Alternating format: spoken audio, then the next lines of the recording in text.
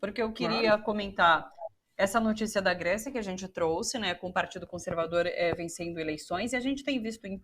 vários países, né, pelo mundo, a gente já tem comentado sobre isso, essa ascensão de uma direita, de uma extrema-direita. Não sei se a Grécia faz parte desse pacote também, queria te ouvir sobre isso. A Grécia que já teve um governo bastante à esquerda, e agora, então, o partido mais conservador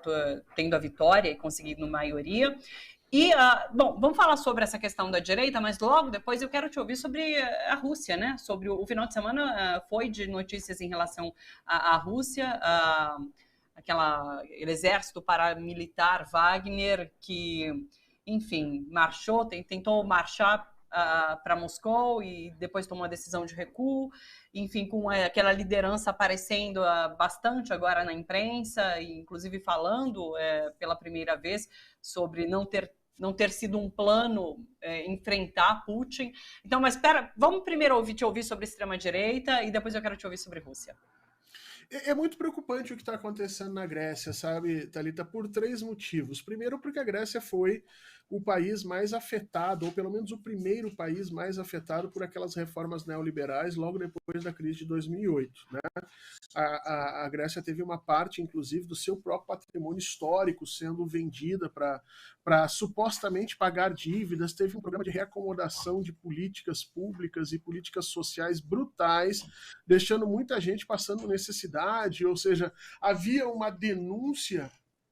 do neoliberalismo europeu de que a sociedade grega gastava demais e produzia de menos, e assim ela ficava, portanto, prejudicando a economia do restante da Europa. Então a Grécia ela foi muito atacada nesse sentido. Naquela época, houve quem defendesse uma guinada mais à esquerda na Grécia, em que se, inclusive, rompesse com a moeda do euro, que se trabalhasse uma proposta de economia nacional bem mais, vamos dizer assim, revolucionária do ponto de vista das teorias econômicas, e tudo isso foi colocado para baixo do tapete, e o que assumiu foi uma centro-esquerda que passou a fazer acordos com um centro para tentar a governabilidade, e o que nós estamos vendo aí vamos dizer assim, o resultado dessa política, ou seja, uma extrema-direita que volta ao poder, com os conservadores cada vez mais fortes, aproveitando o pouco de reorganização econômica que a esquerda conseguiu fazer, os conservadores agora assumem o poder e vão implementar uma agenda tremendamente, vamos dizer assim, discriminatória, contrária aos processos de imigração, com problemas sérios para continuar na escala de proteção da sociedade grega que a gente estava tentando retomar. E tudo isso, por que assusta a gente, Thalita? Porque esse é o caminho que está acontecendo em todos os países em que a esquerda, ao ganhar a eleição, toma o caminho para uma governabilidade e se aproxima do centro. O que acontece de fato é que a esquerda acaba não conseguindo colocar os seus projetos em prática, ela fica pedagogicamente indissociável da extrema, pelo menos da centro-direita, perde o seu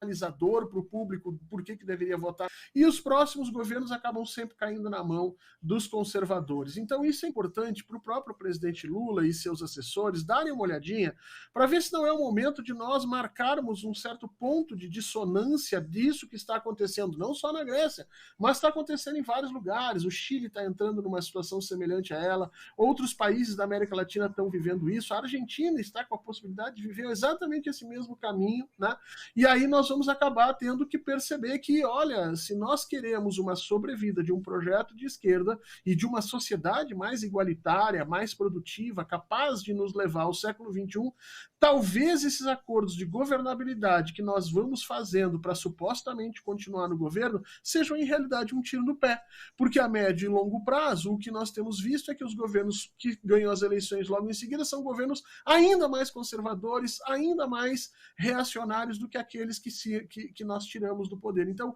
isso é uma questão a ser observada com muito cuidado. Além do que, a Grécia tem sim um movimento neonazista que é preocupante e que não assume nesse momento ainda, mas que com certeza é parte da base desse processo. Veja que esse Partido Conservador ele ganhou 1/3 dos votos do parlamento sozinho, e aí por conta de uma lei na Grécia, ele acaba passando de 1/3 para metade dos votos, porque eles ganham 50 cadeiras do nada, né? Então eles favorecem o processo da governabilidade, só que nesse caso, para uma governabilidade conservadora, talvez até reacionária.